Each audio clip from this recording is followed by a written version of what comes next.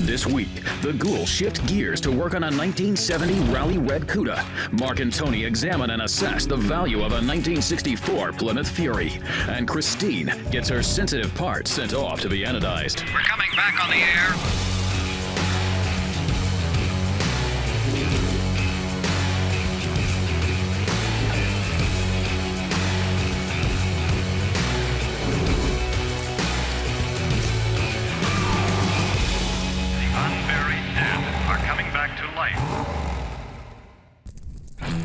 Last week we were able to get the rest of the sheet metal replacement done on Christine.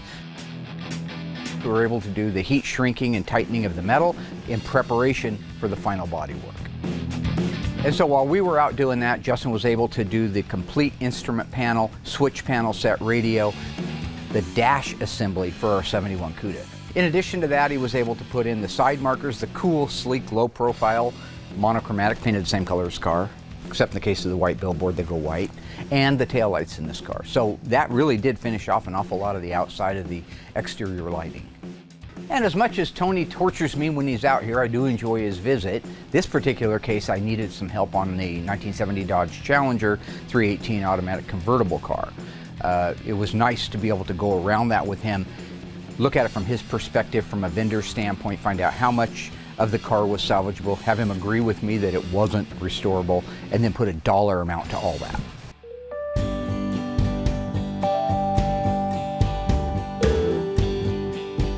So while Tony and I are out looking at the 1964 Sport Fury, I asked Will to make sure that the rear end he just painted, this is a brand new Mosier replica Dana 60 354 rear end for our 70 CUDA tribute car, to make sure that it gets built out the rest of the way, that it gets the drums, the brakes, the rest of the pieces on the correct differential cover, leaf springs, really totally ready to go into the car. So that's what he's going to be working on. Michael, meat sweats. You like that still? No. You don't? Cornbread. Like you like cornbread? Yeah, over all of them. It's going to be a productive week this week. Tony's out, so I know they're outside right now looking at the old Sports Fury. Alyssa's on vacation.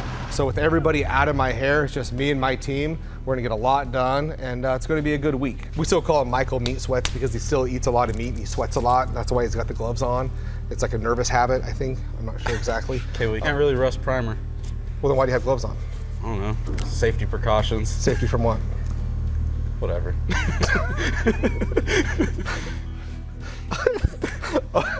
Nothing. On a serious note, you do crack me up. Go get Ezra, have him go over with Doug and finish building out the rear end for Sipes' car, please and thank you.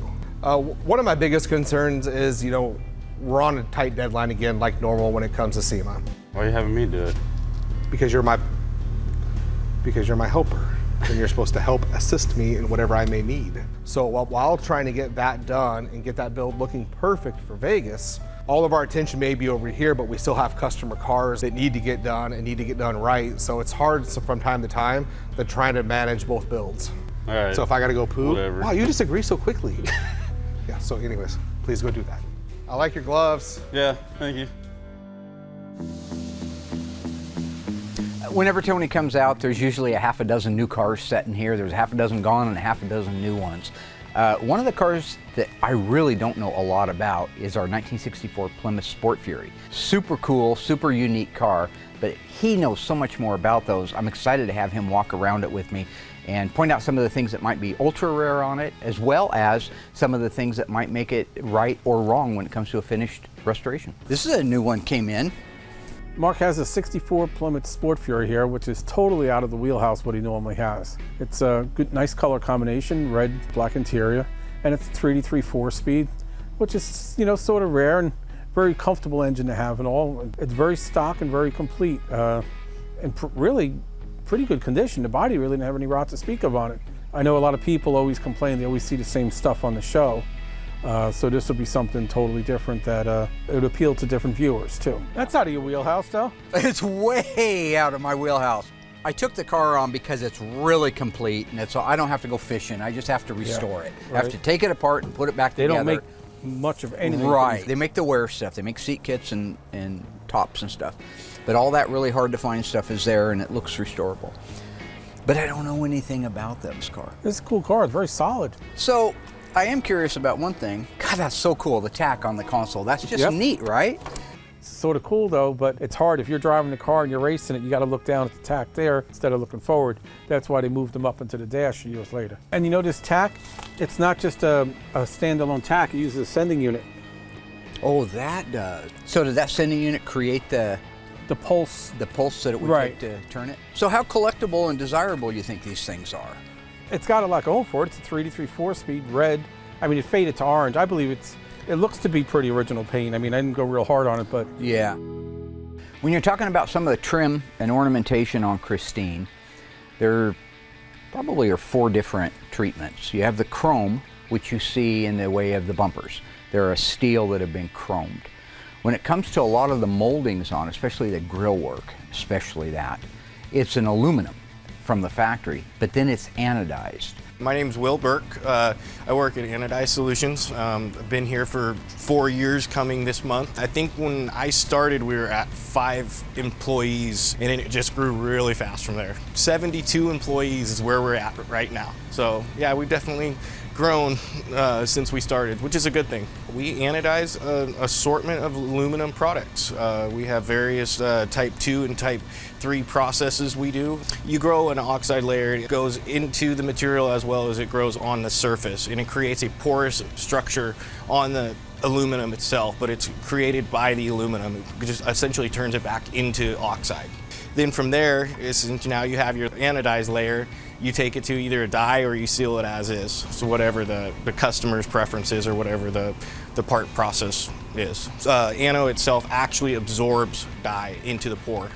And then from there you seal it in. So you essentially get the dye trapped in the pour, and then now you close the pour over top of it. Anodizing is transparent, so whatever you have in there you can see into. So if you have a shinier surface underneath the ano, you can actually see. That's why it's bright coming out of ano as well. Thing is this is 50-year-old aluminum that's been exposed to the elements. So it has to come completely apart like it did when it first started life. Then every single piece and component has to be polished, has to be stripped of its existing anodizing, then it has to be polished to a mirror finish and then sent up north to be re-anodized. If you don't do it that way, you're not doing it correct, you're not doing it OEM.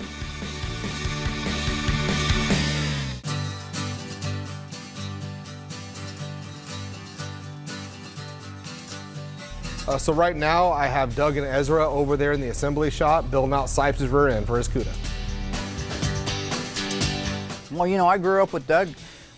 Our strategies on mechanical are pretty similar. We're both very cautious. He's very tactical. He's very pragmatic. He takes his time. He doesn't make mistakes, but he is slow at it. Well, one of the key factors in getting the 70 CUDA tribute car moved down to the ground, it's really important that that Dana rear end gets put together, because that's the key part of the back half of the car. It's going to look silly with 2 front tires on it and dragging the rest outside the bin pack lift.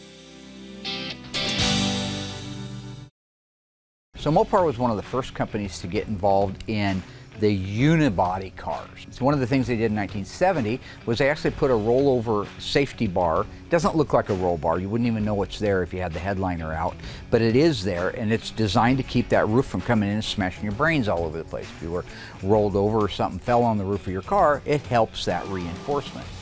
Now there are also some other things, unique things about the 70 CUDA that it got in the way of safety features. If you think you know what they are, I would encourage you to stay tuned. Later in the show, we'll reveal exactly what that is.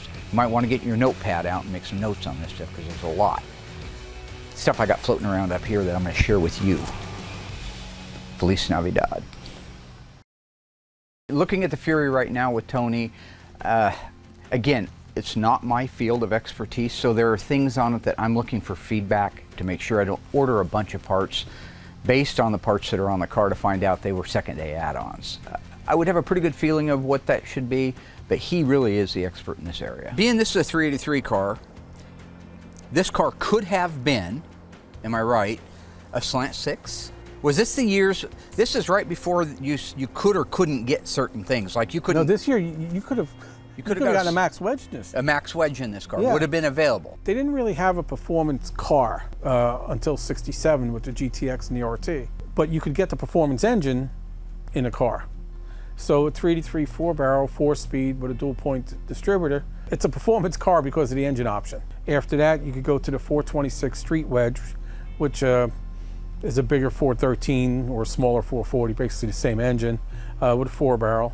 And then above that, you got the Max Wedge, which was really more like a race motor. So the nastiest thing you 318. could have gotten this was a Max Wedge engine. Yeah, yeah. And it would have been a 426 Max Wedge. Yeah. What was the year for the 413 Max Wedge? 62 only.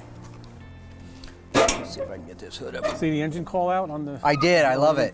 The hood emblem on the 64 Plymouth is cool. It has an engine call out on it. It had a little blank space where a aluminum foil or a foil, really like an aluminum decal, went in with the engine size. They're sort of tough to come by because they got discarded or broken off. They're easy to break off throughout the years. They make the new decals for them, but they don't make the emblem. What do you think the AB is? A vendor code? Could be, yeah, internal. But there's your whole Mopar writing. That's cool. 383 4-speed, you got the dual-point Dual distributor. point. Would a 383 automatic have been dual point in 1964 with an automatic? Yes or no? I think a 4-barrel would have been. I think a 4-barrel would have been. Let's check 'em. Original carburetor. Oh, this is where Yeah. Tony just shines. Yeah, I mean, well, looking at it, it seems like it is, but That's an old AFB. It's what would you call the number if you had to? If I had to guess, 3858, I wouldn't have a clue, but it looks like 3811. 3811. Okay. I wouldn't even have the Yeah. 38 right, yeah. So in the case of the 1964 Sport Fury convertible 383 high performance 4-speed, there were only 3,858 of those cars made. See how the voltage regulator is over here?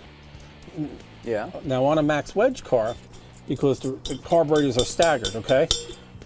The intake comes back far here. So it would be in So they the moved it way. over here. So it's definitely rare. You definitely aren't going to go to every car show in town and find one. It's not the rarest one. It's not one of 8 like our 71, but it's a darn rare car. These holes are made at the assembly line, so they wouldn't be there on a real Max. These two holes would not be there on a Max. Yes, they Wedge would. car. They would. They're there, and then they added the other, because all the firewalls are made with those 2 holes. So again, knowing exactly what should be on there is more important than ever, and my ability just to Google something or look at a picture, there's probably not very many of those cars to compare to out there. Okay. They added the other 2 on Max Wedge So if cars. you were out looking in a junkyard and you came across the firewall, and that would be one of the pieces of evidence that you could go with. Is there any other changes? Oh gosh, yeah. Max Wedge doesn't have a heater, right? Oh sure, yeah. I thought those were heater, or Nope. the RO cars. Is it? Right, yeah. Okay, I'm sorry. I'm off a Because they little were the bit. race cars. Windshield washer jug is so different. It looks like something for Christine. Looks like something Yep. for our 58. Yeah, Jiffy What are those? Jet. What is it? Jiffy Jet. The Christine one's probably long like this, and this one's more square. A Jiffy Jet. Yeah. On the 64 and older cars, they didn't have a plastic washer bottle like the newer cars have that we're used to. They had a bag. What Chrysler called them, or the company they got them from, was Jiffy Jet bag. So it literally hung on that ridiculous looking bracket? Yep. And not all cars had them. It was an option to get a washer. Okay, look, I admit, I didn't know the Jiffy Jet. You want to ask me, you know, what color interior goes with this color casket? I can tell you that because I was down picking those out with Mom, you know, to bury my father in. But I didn't get the opportunity to run around and look at all the different cool things, and I didn't have a Jiffy Jet, okay? I had Osgood Slaughter, and obviously it's a foot pump. Right. Yep. No, it's not, Mark. Oh, look at there. Okay, I didn't know. Yeah. All right, I see. Some of them were, I've seen manual foot pumps. That car there was obviously, it had the motor, electric motor. You know, you'd hit the button in the middle of the wiper switch, and it would send a single over and would power the pump, and it would, you know, put the washer fluid on the windshield. See the stacks on the valve cover? On the later cars you used to, there's a bulge here. There's no embossing there. Yeah, it's just on the flat cover. Original oil cap, you believe? Do you know? Yeah. Yeah. Okay. Yeah. So far, so good. The car really is very original, which the owner said that it was, and it appeared that way. But having Tony out here, it's a gift because I don't know those things off the top of my head. That's the good news. The bad news is I got a lot of research to do because even things that Tony may not know, I'm going to have to find out. We're going to have to get back in the original parts books and make sure we have all the right stuff, the right colors, the right markings. There's a lot still to it. So Will and I right now are in the reference room, and we're about to talk about the paint system that we use and why we select certain paints. We've had a lot of people on our social media ask us questions. I wanted the pro in here. I'm just kind of here more as, yeah. I'm just here to support him. We'll answer the Q&As the best that we can. All right. So People ask about the solid color cars, like our 1970 Barracuda tribute car that you just finished painting. FE5 Rally Red. FE5 Rally Red, and if it was a Dodge, Bright red. cue cards are over there. Bright It's not red. a cue card, it's a computer. Is that car a solid color car or is it a metallic base car? Well, it's red, it's solid. It's a solid, okay. What I'd like to know is what type of paint did you paint it with? The brand and the product. PPG single stage. Urethane. Which is called Concept. Yeah. Okay, the reason we do it with that and not a base coat clear coat is? Saves the customer money and it gets done twice as quick and it lasts longer. And the finished product on a single stage, the shine that it does, especially on a red, is really a bright, vibrant color. He's right on all those counts. If you go back and you look at the cars that we've done in the past, whether it was the 72 Charger or the Alpine White 1970 Plymouth Superbird, you look at those and they look 10 times better than they ever did at the factory. Well, we're sorry. But today's products allow us to be able to do that. And so on our 1970 Plymouth Barracuda Tribute Car 446 barrel 4-speed Dana Super Track Pack FE5 Rally Red with a black top, black interior. That car is painted in PPG's Deltron Concept single stage urethane paint. Yep. Every panel has the exact same number of coats on it. That's why it matches and looks It good. has been wet sanded and buffed and looks perfect. Now, So we're good. if you had the same paint code, FE5, Foxtrot Echo 5, in a Dodge Challenger, what is that paint code called? I think we're getting off topic. I don't think we are. I Go think on. we are. No, it's okay. I can call Tony. You can call anybody you want, but why don't you answer the question right now? I'm not comfortable doing it because we didn't discuss Well, this we've ruled prior. out Rally Red because that's what Plymouth called it. Right. What would you just take a wild guess at what Dodge might have called it? Red? He's half right. Bright red. That's what Dodge called it. Bright red or rally red? Yeah. It's right there. Anyway, you did much better, much more. Okay, You I didn't hate cuss, doing, you I don't didn't- like doing these It's okay. at all. Thanks for the question. If you have any future questions, just jump on Twitter or Instagram. Do you have a Snapchat? Facebook. I was good there. Oh, sorry. No, I don't have a chat. I don't know what that is. Any social media platform, and we'll make sure we get them answered. And maybe next time you just do this by yourself, right? So Tony and I are making great progress on documenting the 64 Fury. While that's going on, everybody's doing something. Doug and Ezra are over working on the Dana rear end. This is the replica Dana rear end from Mosier Engineering. Now, this is an accurate, right down to the 3-bolt pinion snubber, replica of the original. It's very easy to put together from here because we don't have to set up the gears and the locker and all that. All that's already done at the factory. We've just got to put the brake drums on it, make sure they're the right brake drums, because if you have disc brakes in the front, they should be 10-inch, backing plates in the back, and then put it together, plumb it out, mark it, make sure that everything works like it's supposed to, then it can go in the car. It's not hard, it's just tedious. Well, we have quite a few cars that have to be done. We're way overdue on all of our cars. It's just one of the bad sides of growing so fast is that you can get behind. We won't compromise our quality, we just end up compromising our timeline. So the red CUDA tribute car, it's a beautiful little car. It wasn't when it came here. Had a lot of bad work done to it. We had to fix a lot of stuff on it. But over time, it's become a really, really nice little car, so we have to finish it out the same way. It's very important that everything is done right, regardless of how either over budget or over time I am. I still, at the end of the day, it has to be right. We have that car with a 71 CUDA 340 3-speed. We have the comeback, you know, the 70 Coronet that came back. We have the 69 GTX. We just have a lot of cars that are way overdue.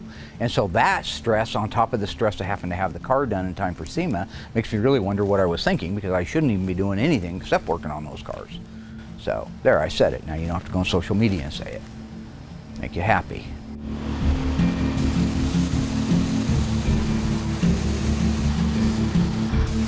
Got the final paint done, cut and buffed, washed, looks gorgeous. Got the body over there for assembly, and then, kind of like I do on other cars, I got the hood, deck lid, front valance, rear valance painted. All those parts are over there. So at this point, we can go ahead and start putting the car together and getting the assembly done.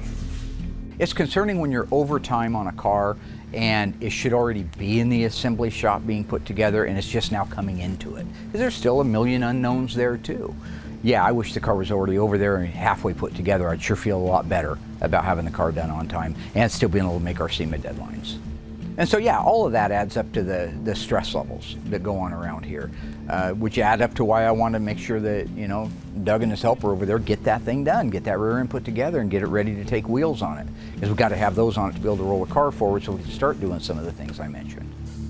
So Tony and I are going to take a break from the Fury. We've made a lot of ground up on this thing. I've really learned a lot. It's great having him here. But we're going to take a break and go over and work with Doug a little bit. He's getting ready to fire up the engine for Sipes 1970 CUDA.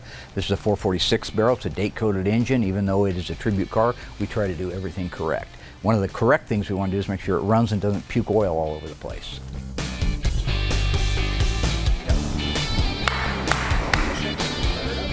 So a lot of our drivetrains end up getting built out long before the car gets over here. This engine and transmission has been put together for quite a while, I think over a year and a half.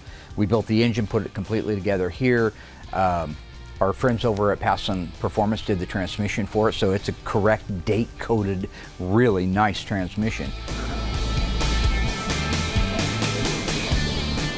So the engines that we do here, we send the short blocks out and have them built at a local machine shop that we've been working with forever, that do a phenomenal job. Then it comes here, we put the cylinder heads, trim it out, get all of the rest of it built out, the long block, detail it to where it looks like it's supposed to look. But starting it up, even though everything is new, still has the possibility of things blowing up.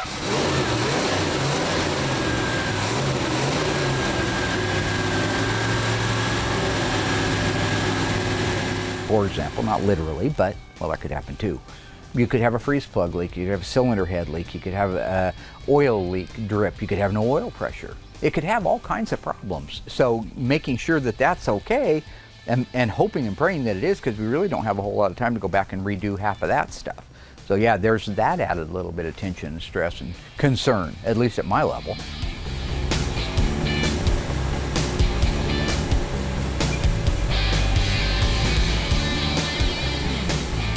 Okay.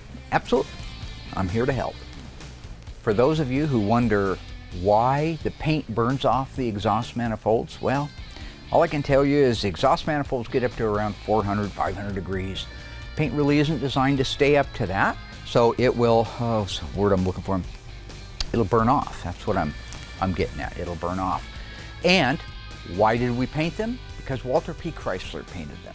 So now that the engine's out of the woods, so to speak, it's not leaking and puking, it runs really well, that gets us so much closer to be able to put the drivetrain in this car. Again, one of our biggest goals right now is to get that drivetrain in it, get the wheels and tires on it, get that thing rolled forward so we can do all of the final button up. So yes, that is a huge relief knowing that engine is in good shape.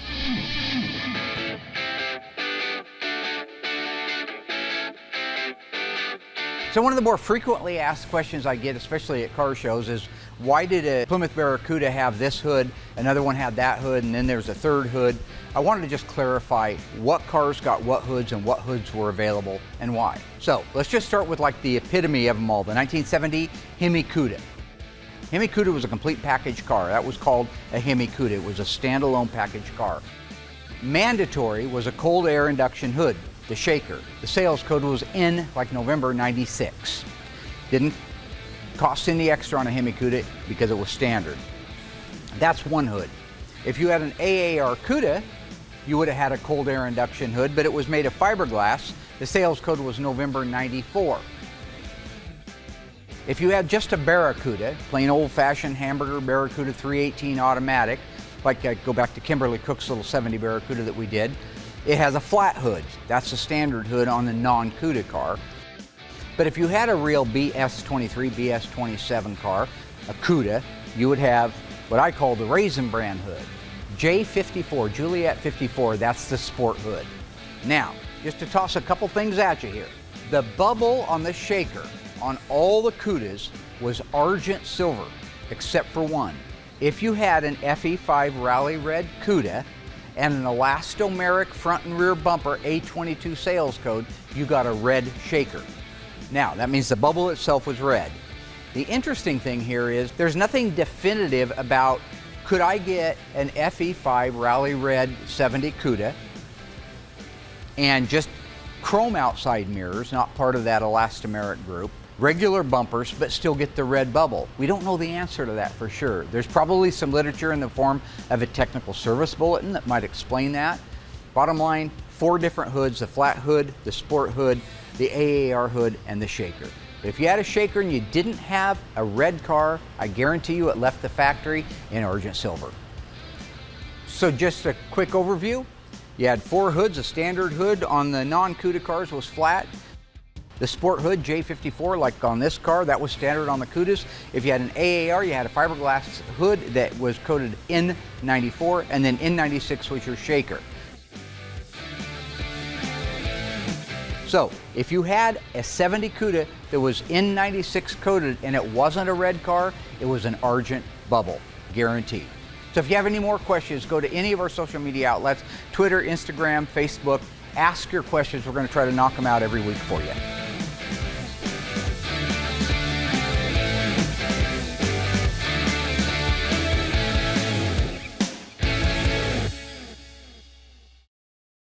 So right before I go out with Tony and go over the rest of the Fury, we're almost done on that car, I want to work with Doug on installing the drivetrain in the CUDA. It's just something that if we can get done now, while we're both kind of at a point where we have the time and nobody's pressuring us, we can get the rear end and the drivetrain in it, get the torsion bars in it, and get it floating around on its own suspension. That'll be a nice benchmark to hit.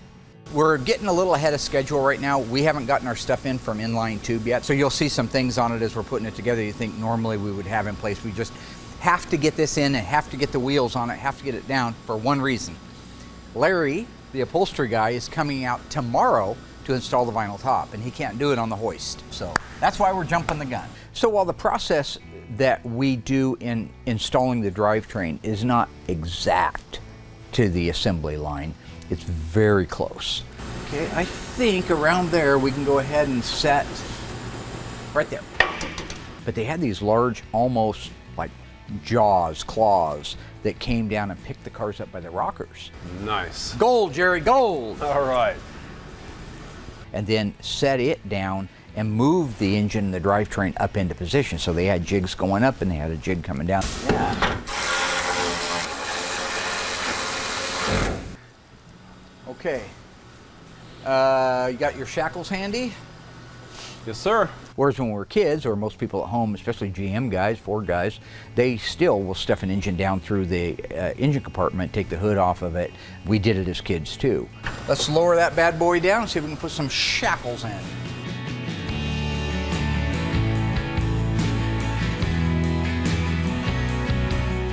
Okay, up in the air.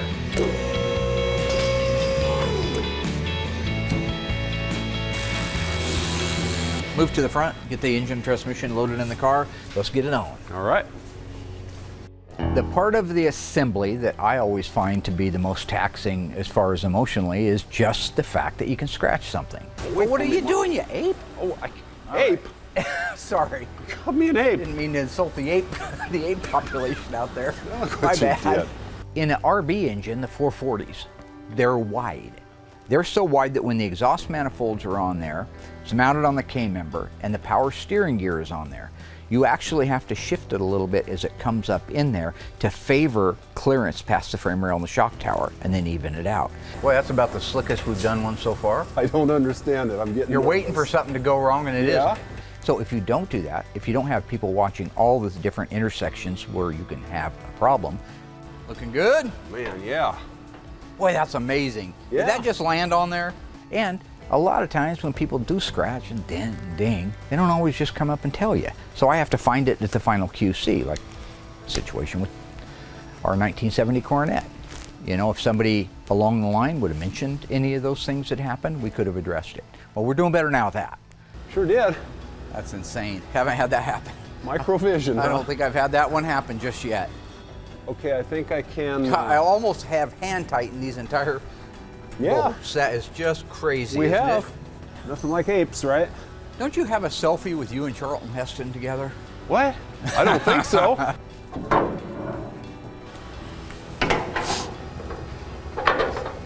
Oh, beautiful. Oh, I love it, man. I like it.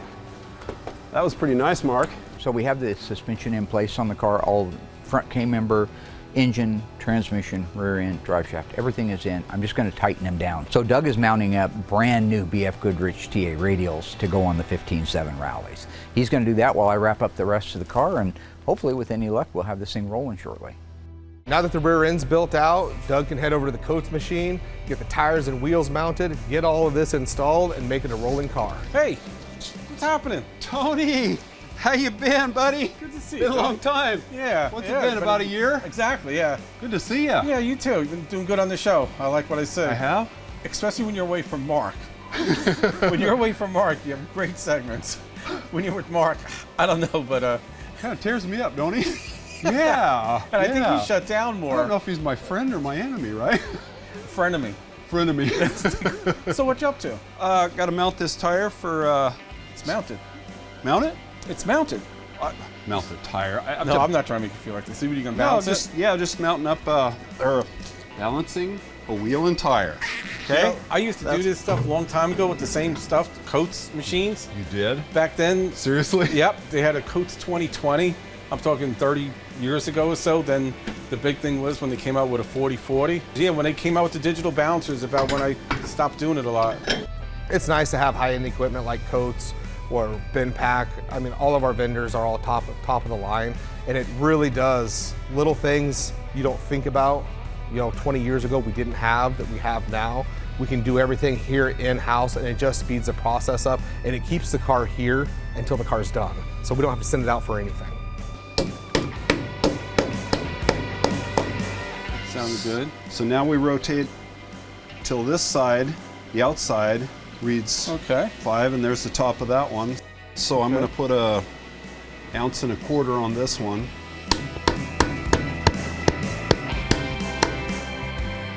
Modern technology, First man. try, man. You can't beat it, boy. Good job, Thank man. you, Tony. It's good to see you, man. You too. We gotta do lunch sometime. Yeah.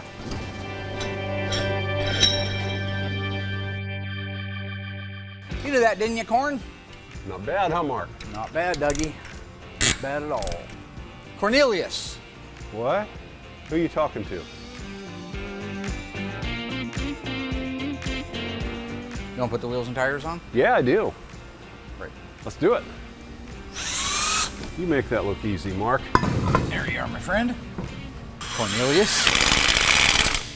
What was the deal with the Statue of Liberty at the end? What? Statue of Liberty, huh? Talking about King Kong? King Kong is not in Planet of the Apes. Wasn't he a gorilla? No. Well, he might have been a gorilla, but those are apes, man. What's the difference? Well, did you see Cornelius at the top of the Empire State Building swatting at airplanes? No. I don't think he was a bad guy, Cornelius. Do Nobody you? said he was a bad guy. I just don't know why you're mixing your movies together. Next thing you have Jurassic Park, you're gonna have a T-Rex climbing the Empire State Building. Is that a problem? Yeah. Why? We'll talk to Steven Spielberg and see if it's a problem. You want to throw Jaws in there too? Yes. That'd be funny? Yeah. I'll see a shark, a land Swimming shark up climb to the top, of right? that. Yeah. Want to roll it? Let's roll it. Let's set it down, roll it forward. Larry will be in first thing in the morning, flizzing plasm flazoo. Oh, nothing like a 4406 Beeble. Oh, that's pretty in there. Got dusty since I wiped it down. How's that possible? I think Will needs to get in there and cut and buff it. Tell you something else Will needs to do. So on 70 E-bodies, unless the car was painted black, the upper cowl panel gets a blackout on it. It has a soft edge right here where it rolls from the horizontal to the vertical plane, and this is an organosol black up here. The time to do that would be when the hood's off, Yeah. when the engine's out. Uh-huh. So Will's penance for his puppet show is he's going to take that hood off, deal with the engine because it's not coming back out again, and get in there and paint that. What do you think? That a good penance for his puppet show? He'll probably say it's my fault. So earlier I mentioned that the 1970 Barracuda had some safety features. I asked you if you knew exactly what the other safety features were. They had side intrusion bars in the doors. The windshield header and pillars were boxed in for extra strength. The front unibody on it, the front aprons, the frame rails, the core support, they are all made of steel. 18 gauge steel, except the frame rails are thicker than that, and they're spot welded together. There are reinforcements in the floor section that are actually a heavier metal than the 18 gauge floor. They added diagonal braces at the package tray to floor section. And even though those really do sound like a lot of cool safety features, compared to today, it's archaic. Back in the day, those features very easily could have saved somebody's life.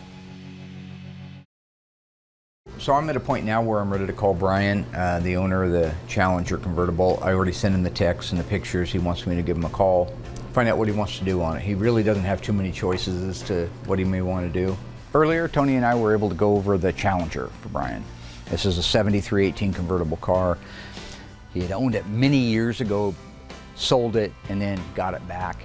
We've had discussions about the car. We knew it was rough. So we know what we're talking about. What I have to do is call him up and say, what do you want to do? Here's your options. Yeah, the way I looked at it, you had like maybe 3 choices, and none of them were great choices. You know, if you want to pay 5 times what the car's worth when it's done to restore it, I'll do it, but I also have to extend the time, and I know you don't want to do that. I can ship the car back to you and do whatever you want with it. Just make a planter into it, or find somebody that wants to do it.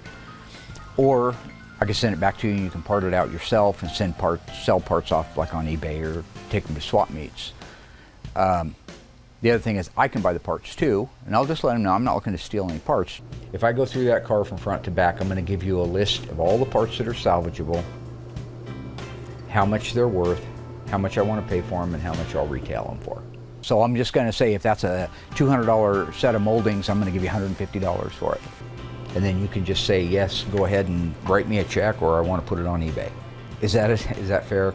Well, Tony's idea that we should just ship it back to him, that would be in his best interest, he could be right. He really could. So what do you want to do? So he could technically do a little bit better and get his money back quicker that way. But I'll give him that option. I'm just not going to offer an opinion. Yeah. Your wife leave you yet? Yep. I'll text you. Bye. She did leave him. I forgot about that. Office BBC. So I got a chance to make my phone call. Tony and I can go out and finish up on the 64 Sport Fury. Just a few little items left to go over on it, so I want to get that before the sun goes down. Yeah, I think you're right about the repaint. I would bet the... But you know, it's funny, I think those runs are original, but the tape line, off and they taped above it, and that's where the hard line is you saw. The only thing that ever really concerns me on the older cars is they have a lot of pot metal. Wow. So this is the original red, whatever that is. Oh yeah, it's a pretty car. It is. It's a pretty car done.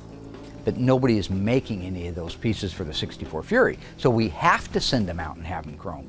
That is what worries me, because when they come back, they may not look a whole lot better. They may be shiny, but they may be full of pock marks and pinholes from being 60 years old in this particular case and made out of pot metal. This would be a gorgeous car done though. Yeah. It looks sort of funky with the top up, because the top line doesn't hold the It doesn't hold style, the sportiness of the car. but with the top down. So this block-off plate right here, the reason this is here with the Plymouth insignia is because if this wasn't automatic in 64, it'd be a push button. Well, not on the Sport Fury because it'd be on the floor, but every other model, that's where the automatic push buttons would be. On the early B-body cars, the dash changed every year.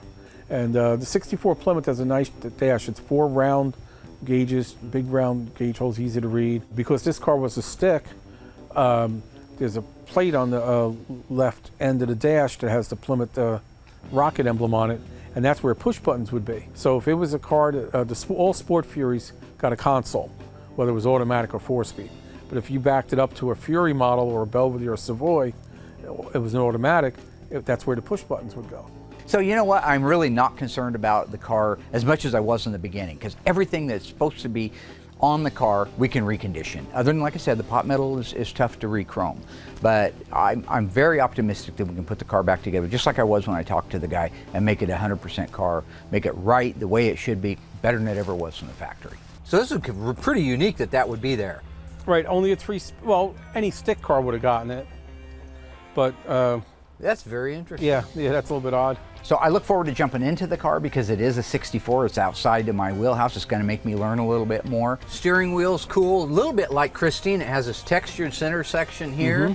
And then the harder, rigid plastic, and it's got the Plymouth emblem in the middle of it. That's sort of the last of the old school steering wheels, I'd call it. And the console, that's such an intricate console.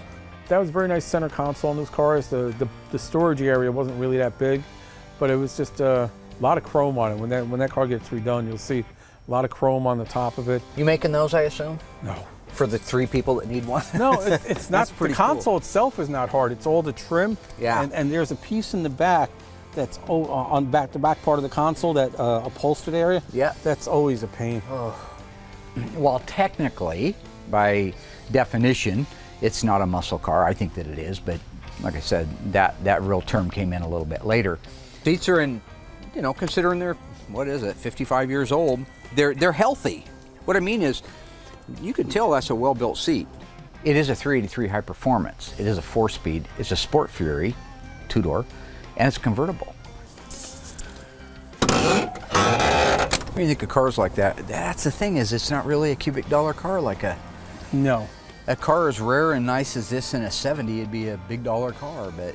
So this is a really neat car. I mean, I think from the standpoint of unusual, there really isn't anything on the lot that's quite as unusual as that car. And there's some neat things about the car that I am looking forward to jumping into. Well, what would it be, a 70 satellite convertible? Because there's no it's not they didn't have performance, or a sports satellite convertible? With a 383 HP in it. Right, I guess, yeah, it wasn't, you would have had to go into the max to get then you talk real dollars. performance stuff. Even the 426 4-barrel would have boosted up somewhat. So yeah, I'm excited to do the car for the guy, mostly just to be able to hand it back to him and say, here's your baby. So it was really fun having Tony out and going over the Fury. I learned quite a bit of stuff. This particular car, the things that I wasn't sure of, a lot of the ornamentation and a lot of the stuff on the inside of the car that I would look at and it seemed original, it was nice to have him reassure me that it was original and that it was restorable stuff. So it was fun to go over the car with somebody that knows the cars, but also see the things that we don't got to run out and go buy. All we got to do is recondition them. I think once we get the 64 Fury disassembled, get the body and paint work done on it, because we can do that without any extra help. But when it comes to ordering the parts and when it comes to making sure that things are right on it, I'll be leaning on Tony. Yeah, he's knowledgeable. He has a lot of the information right there at his fingertips if he wants to look it up for me, and he's always been really good about that. So I'm optimistic that the car will come out really nice. Most cars that start nice end really nice too, and they usually go through the process a lot quicker. Made a lot of progress on our red Barracuda Tribute car. So we got the drivetrain in it, the 446 barrel, date-coded correct engine and transmission installed in it with the wheels, tires, and suspension. We got the rear axle installed in it with the wheels and the tires. So that car, in just a matter of a few days, really went from an empty shell coming out of the paint shop to a rolling vehicle that we can now jump on full force and get wrapped up. And while I may seem a little bit happy about this week, I am still concerned about the Christine project. There's a lot to get done in a short period of time, but having all that aluminum cleaned, inventoried, and sent off to sublet so that the polishing and the anodizing can get done, that's a major step. 30 days left, right? 30 days. Wasn't there a movie about that, 30 days? 30 Days a Night or something about vampires or something? Yeah. Sam Raimi. Yeah, Sam Raimi. His last name's Raimi? Raimi. Oh, Rami. I thought he said Ram me.